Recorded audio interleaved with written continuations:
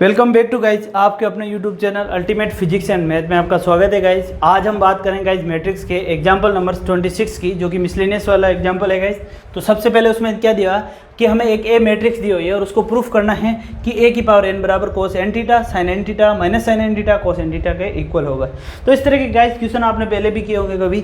उस तरह के क्वेश्चन जब आते हैं गाइज, हम उसमें क्या मेथड लगाते हैं, इंडक्शन मेथड लगाते हैं। और इंडक्शन सबसे पहले हम जानते हैं कि भाई इंडक्शन मेथड होता क्या है गाइज। तो इंडक्शन मेथड में क्या होता है गाइज, एक आपको स्टेटमेंट दिया होता है, ठीक है गाइज, एक आपको स्टेटमेंट दिया होता है, फिर उस स्टेटमेंट से आप p बराबर 1 रख के उसको निकालते हो एक वैल्यू, फिर p बराबर k रख के एक वैल्यू निकालते हो, फिर आप k प्लस 1 बराबर n की जगह k प्लस 1 लिख के एक दूसरी वैल्यू निकालते हैं और फिर उसमें LHS साइड और RHS साइड क्या करते हैं गाइज, हम इक्वल करते हैं। तो ये वहाँ से हमारा ये स्टेटमेंट क्या है, प्रूफ हो जाता है कि अगर हम LHS साइड और LHS वाली साइड को राइट हैंड साइड के इक्वल प्रूफ कर देंगे तो हमारा p equal to n statement क्या हो जाएगा, सही प्रूफ हो जाएगा। क्योंकि देखो हम क्या करेंगे, ये वैल्यू निकालेंगे। इसके लिए पहले हम इसको जैसे p बराबर 1 रखें और उस स्टेटमेंट को प्रूफ करेंगे क्या भाई वो ये स्टेटमेंट उसके लिए वैलिड है। फिर हम बात करते हैं p बराबर k रखें, फिर हम बात करेंगे गाइस कि p इक्वल टू k के लिए वो स्टेटमेंट ट्रू है या नहीं। अगर वो ट्रू है तो फिर बात करेंगे हम k प्लस 1 के लिए गाइस। तो इस तरीके से हम इंडक्शन मेथड यूज करेंगे गाइस, और इंडक्शन मेथड से हम इस क्वेश्चन को सोल्व करेंगे गाइस। तो गाइस सोल्व करते हैं इसको, इस मेथड को। अब क्या करते हैं, इंडक्शन मेथड अप्लाई कर लें। तो सबसे पहले इंडक्शन मेथड के लिए हमारे पास स्टेटमेंट क्या दिया हुआ है उसको लिखेंगे गाइस। तो फिर से हम स्टेटमेंट लिखते हैं, p की पावर n इक्वल टू हमारे पास जो स्टेटमेंट दिया हुआ है कि इफ़ क्या है, a इक्वल टू हमारे पास स्टेटमेंट क्या दिया हुआ है, कोस theta sign theta minus sine theta and cos theta guys, ठीक है। देन ये कह रहा है कि देन तब जो आएगी, देन a की पावर n इक्वल टू ये होगा, क्या होगा, कोस की power n theta sine n theta and minus sine n theta sine n theta and cos n theta, ठीक है गाइस। तो ये है स्टेटमेंट। तो इस स्टेटमेंट में हम इसको अप्लाई करते हैं, इसमें p बराबर 1 रख के देखते हैं कि क्या ये स्टेटमेंट सही है या नहीं है गाइस। तो p इक्वल टू 1 रखते हैं गाइस। तो यहाँ पर क्या आ रहा है, if a equal to same रहेगा guys, cos theta sign theta minus sine theta cos theta. Then हम चेक करेंगे गाइस, क्या a की पावर 1 इक्वल टू क्या आ रहा है, कोस की power cos theta sign theta minus sine theta और कोस थीटा। यानी कि a की पावर 1 बराबर क्या आ रहा है, ये कोस theta sign theta minus sine theta cos theta, ये a के इक्वल है। इसका मतलब ये हमारा रिजल्ट क्या है, ट्रू है। तो हम लिख सकते हैं देयरफॉर p की power n equal to 1, p की पावर जो n है वो n इक्वल टू 1 के लिए क्या है, p की पावर n जो है वो n इक्वल टू 1 के लिए इज ट्रू, ठीक है। ये p की पावर जो n है वो n इक्वल टू 1 के लिए क्या है गाइज, ट्रू है, ठीक है गाइज। जो रिजल्ट हमारा है वो ट्रू है, ठीक है। अब हम बात करेंगे p इक्वल टू k के लिए गाइज। क्या करेंगे, p इक्वल टू k के लिए, तो a इक्वल टू क्या है guys, cos theta sign theta minus sine theta. Therefore ये रिजल्ट जो है हम यहाँ कह सकते हैं, therefore k n equal to k के लिए भी ये रिजल्ट क्या है गाइस, ट्रू है ना। तो let the result n equal to k के लिए भी ट्रू होगा। साइन थीटा कोस थीटा, ठीक है, इक्वल टू देन a की पावर k इक्वल टू क्या हो जाएगा गाइस, ये हो जाएगा cos k theta sine k theta minus sine k theta and cos k theta guys. तो देखिए गाइस, तो हमारा क्या है यहाँ पर रिजल्ट क्या आ गया। अब हम यह कह रहे हैं कि now we prove that the result k equal to 1 है नहीं, कि देयरफॉर p n यानी कि p n बराबर k equal to n equal to k is the true, यानी कि n इक्वल टू k के लिए भी क्या है गाइस, ये हमारा जो रिजल्ट है वो कैसा है, सही है गाइस, ठीक है। तो अब हम देख सकते हैं,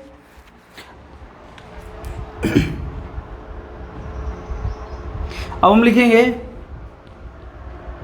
सो यहाँ पे लिख दे, so k equal to n equal to क्या लिखेंगे, n equal to k is also true. ठीक है गाइस, यहाँ पे लिख दो।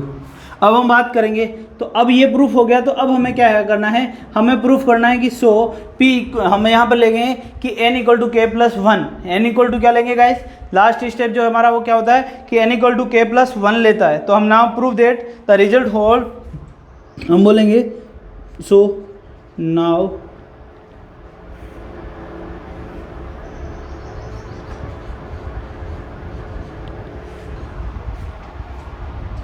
so prove that the result n equal to k plus 1 result is true, result is true for n equal to k plus 1। अब हम क्या करेंगे, रिजल्ट को प्रूफ करेंगे कि जो हमारा रिजल्ट है वो n equal to k plus one के लिए भी क्या है, सही है गाइस। तो n प्लस वन के लिए भी क्या के इक्वल टू सही लिए, यानी कि k plus one equal to क्या आएगा यहाँ पर कोस के प्लस वन थीटा, क्या आ रहा है कोस k plus one theta sine k plus one theta, यहाँ क्या आएगा minus sign k plus one theta, यह आएगा यहाँ पर कोस के प्लस वन थीटा।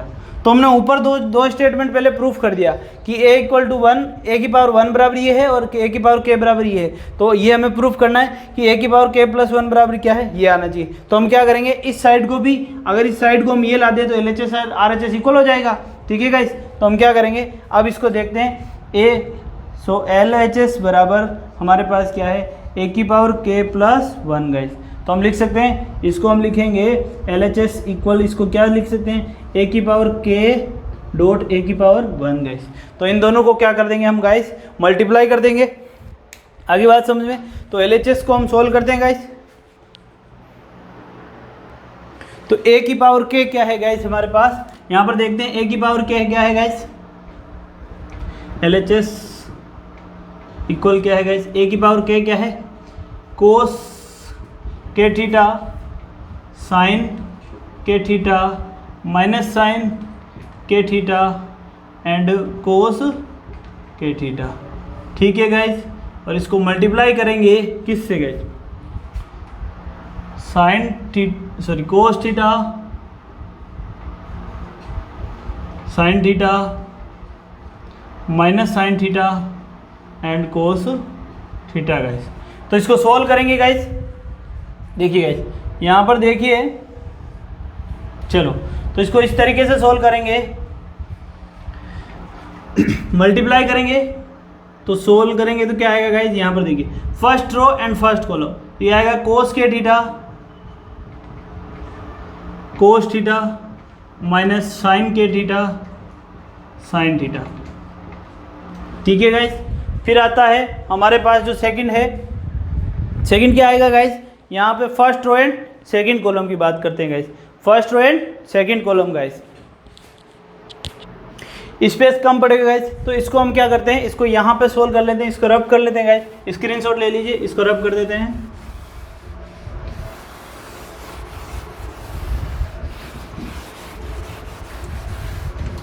देखिए गाइस, जब हम LHS और RHS को मल्टीप्लाई करेंगे तो हमारे पास क्या आएगा, LHS इक्वल क्या आएगा गाइस, तो क्या आ रहा है guys cos theta minus sign के थीटा साइन थीटा गाइस, जो कि ये होता है कोस A प्लस बी का फॉर्मूला होता है।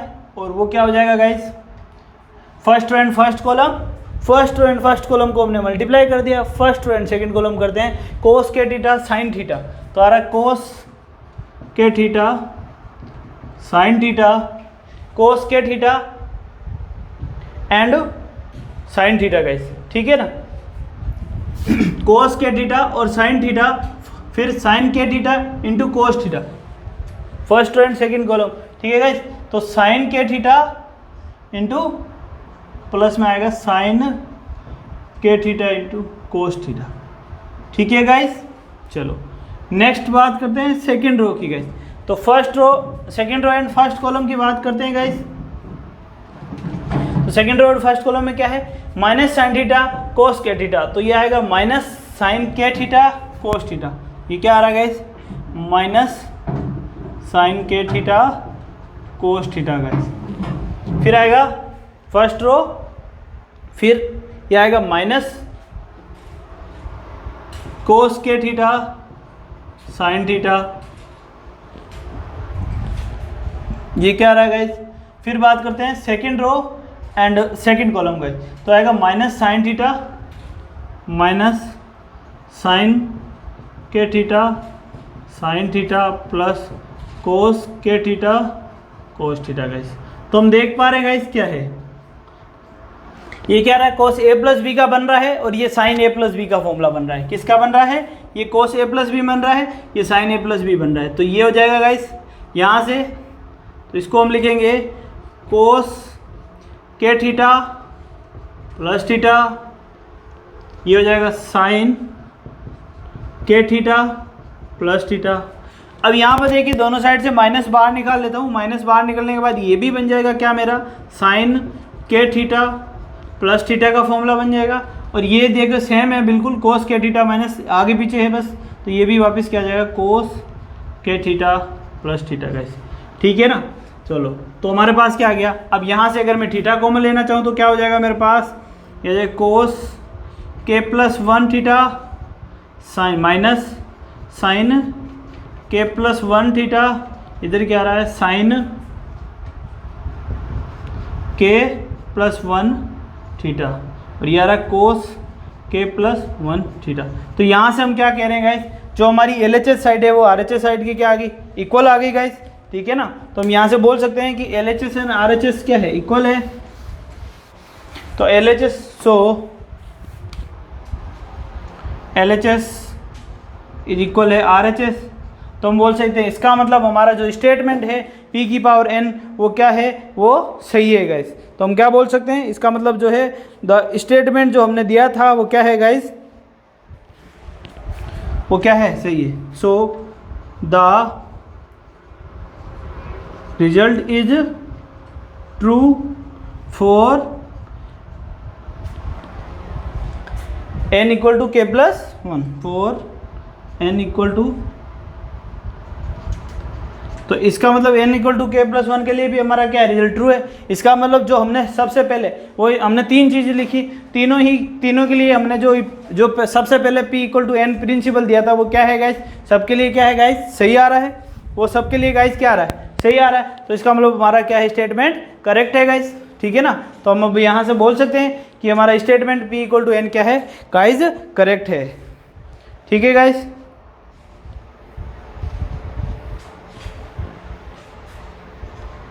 तो यहाँ से आप हैंस प्रूव लिख सकते हो, P N equal to is correct है मैथमेटिकल इंटेंशन के हिसाब से।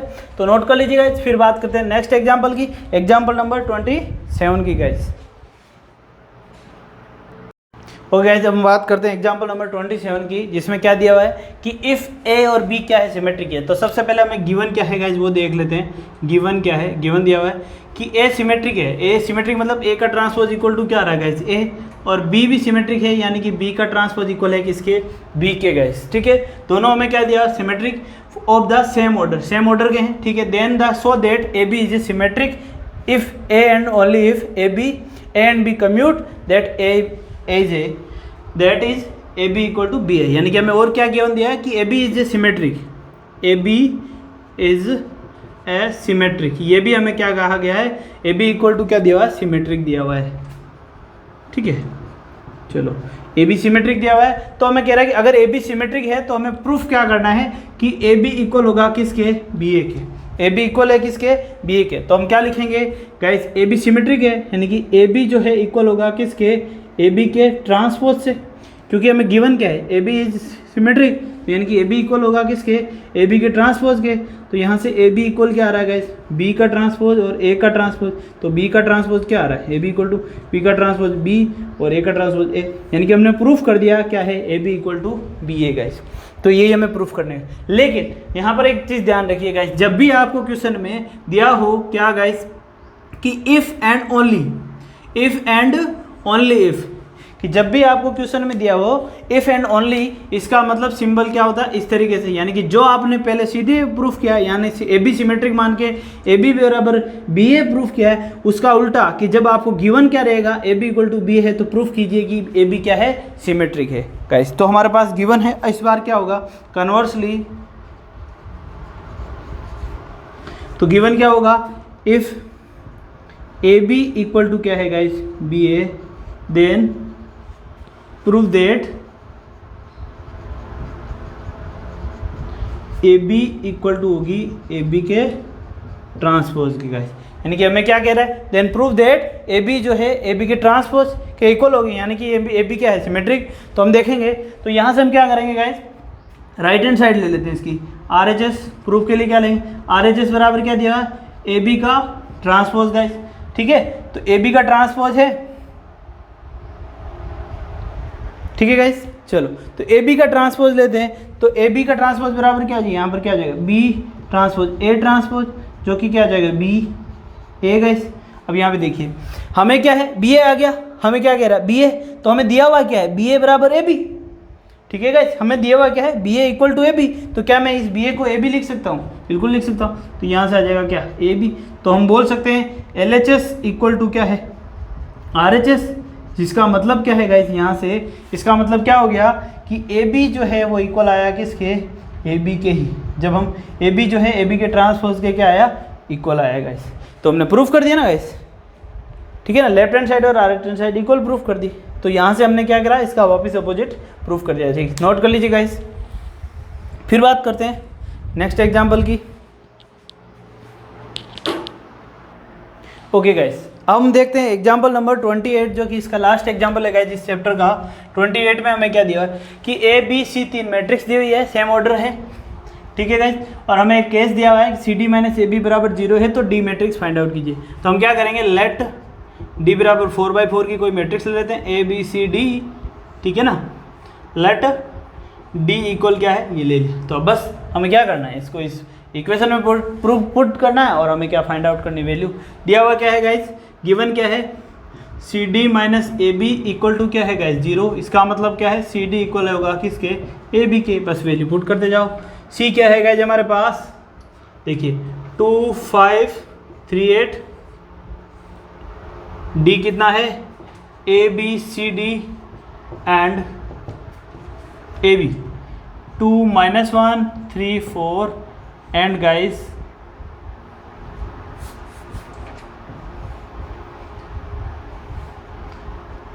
5 2 7 4 गाइस। बस सोल्व कीजिए गाइस। तो सबसे पहले मल्टीप्लाई करना है, इस रो को multiply first row and first column, तो याद करते हैं 2A + 5C first row and second column, 2B + 5D second row and first column, 3A + 8C and 3B + 8D guys, ठीक है गाइस। यहाँ से हमने क्या कर दिया, इन सब को मल्टीप्लाई कर दिया गाइस, ठीक है। अब बात करते हैं नेक्स्ट की। अब क्या करेंगे गाइस, देखिए लेफ्ट हैंड साइड का सोल्व कर दिया, इसको मल्टीप्लाई कर लेते हैं, तो ये आएगा 10 - 7, क्या आ रहा है गाइस 10 - 7, ठीक है। ये आएगा 4 - 4 4 - 4, ये आएगा 15 + 28 गाइस, और ये आएगा 6 + 16, हमने किया गाइस 6 + 16 गाइस, तो हमने मल्टीप्लाई कर दिया, तो ये क्या आ गया, सोल्व कर लेते हैं। अब इसको स्पेस की वजह से मैं डायरेक्ट लिख रहा हूँ, ये कितना आ जाएगा 3, 4 - 4 क्या हो जाएगा गाइस 0, देखिए गाइस, ठीक है। अब ये कितना हो जाएगा 5 8 एंड 1, ये क्या जाएगा 43, कितना हो जाएगा गाइस 43 गाइस, ये रहा 43 और ये कितना हो रहा है 22 गाइस, ठीक है। चलो गाइस, तो अब हमारे पास क्या आ गई, ए और सी में कितना है, दो वेरिएबल और 2 इक्वेशन बनेगी, कैसे 2A + 5C = 3 और 3A + 8C = 43, ठीक है गाइस। तो देख लेते हैं। अब यहाँ से हमारे पास इक्वेशन क्या आ रही है, 2a + 5c इक्वल क्या आ रहा है गाइस 3, और दूसरी इक्वेशन क्या बन रही है, इसको इक्वेशन 1 दे देता हूँ। दूसरी इक्वेशन है 3a + 8c इक्वल क्या आ रहा है 43 गाइस। सेम चीज़ कैसे हो जाएगी, बी और डी दो ही वेरिएबल के लिए दो ही इक्वेशन बन रही है, इसका मतलब इसको भी हम सोल्व कर सकते हैं गाइस। तो क्या बन रहा है 2b + 5d = 0 equation number 3 and 3b + 8d = 22 equation number 4 guys. तो हमारे पास 4 वेरिएबल और 4 ही इक्वेशन है गाइस, 4 वेरिएबल और 4 इक्वेशन है। तो अब इनसे हम इनको सोल्व करके गाइस हम निकाल सकते हैं क्या गाइस, क्या करेंगे गाइस, इक्वेशन जब इनको सोल्व करेंगे तो अब इनकी क्या निकाल सकते हैं, वैल्यू ए बी सी की। तो सबसे पहले हम सोल्व किसको करेंगे guys, first and second equation को सोल्व करेंगे, किसे, इक्वेशन फर्स्ट एंड सेकंड। तो देखिए क्या करना है, ये 3 है, ये 2 है, ये 3 है, तो मैं इसको 3 से और इसको 2 से मल्टीप्लाई कर देता हूँ, ठीक है गाइस। तो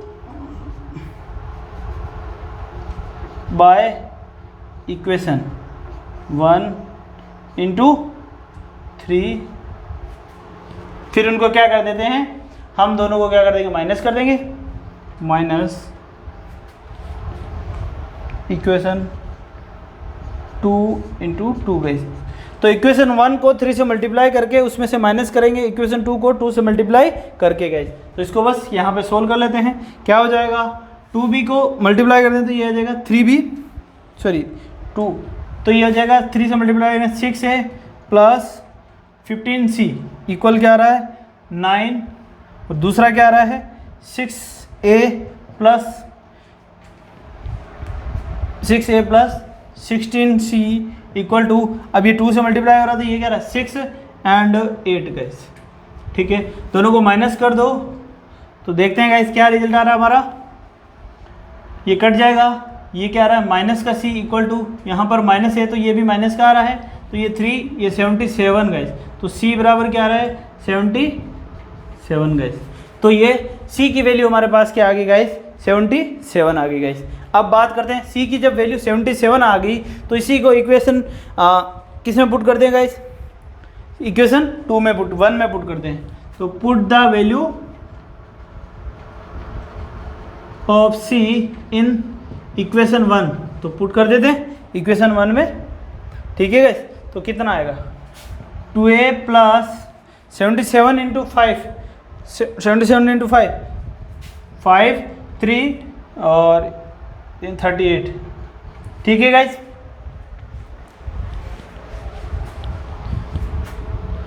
इक्वल क्या है 0 गाइस, तो ये आ जाएगा 2a = क्या आ रहा है, एक सेकेंड गाइस, 5c इक्वल क्या है 3 है, सॉरी इक्वल क्या है गाइस 3, 5c इक्वल क्या है 3, ठीक है गाइस। तो ये हो जाएगा 3 - 85 करेंगे तो ये कितना जाएगा 382 गाइस, माइनस के a बराबर क्या आ रहा है, डिवाइड कर दो, तो ये आ जाएगा माइनस का 1, फिर ये 18 का 9 और ये 1, तो a बराबर क्या आ रहा है माइनस का 191 गाइस। अब बात करते हैं c और d की, तो हम बात करेंगे इक्वेशन नंबर 3 और 4 से गाइस।